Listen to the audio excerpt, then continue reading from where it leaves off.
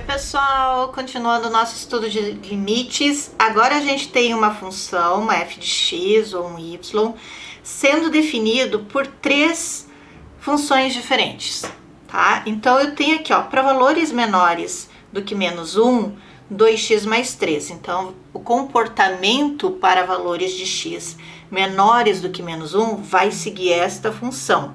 Isso significa que se eu tenho aqui o meu x valendo menos 1, para valores menores, que são valores do lado de cá, o comportamento é definido por 2x mais 3. Menos x se x maior do que menos 1. Então, para valores que estão aqui, ó, maiores do que menos 1, o comportamento segue esta função, que é menos x. E 0 se x é igual a menos 1. Então, no ponto onde eu defino x igual a menos 1, eu tenho y igual a 0. Então, eu tenho um ponto aqui. Se eu estou analisando os valores menores do que menos 1, eu estou analisando menos 1 pela esquerda. Se eu estou analisando valores maiores do que menos 1, eu estou analisando menos 1 pela direita. Me interessa saber como é que vai estar esse comportamento? Não necessariamente. O que a gente vai fazer?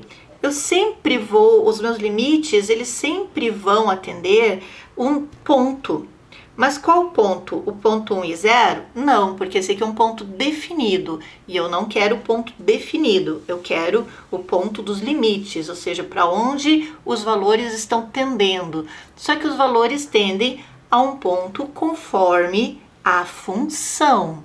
Então, o que eu vou fazer? Eu vou pegar esta função aqui e vou dizer que o meu f de x é 2x mais 3.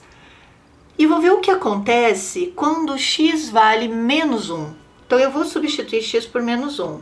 Então, o que acontece com a minha f de x ou com o meu y quando x vale menos 1?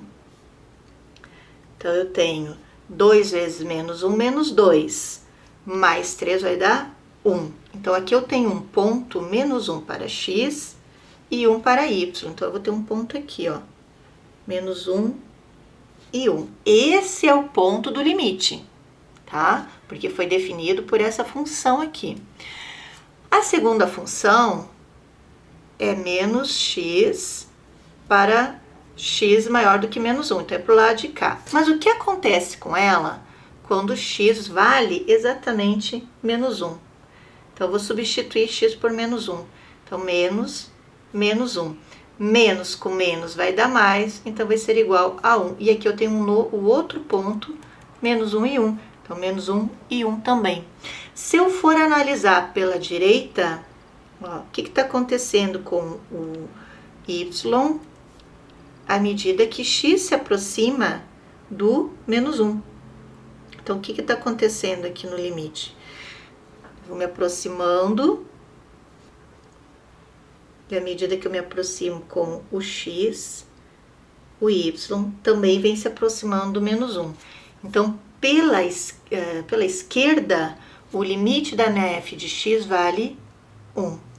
Se eu analisar pela direita, eu já tenho, à medida que eu me aproximo do menos 1, o meu y também vai se aproximando de 1.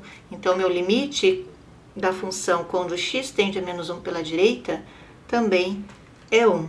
Aí, o que acontece nesse ponto aqui? Esse aqui é um ponto definido, é um ponto que eu chamo de f de menos 1, quando eu definir menos 1 é igual a 0. Esse é um ponto definido, que ele me definiu aqui, tá? Ele não vai influenciar nos meus limites.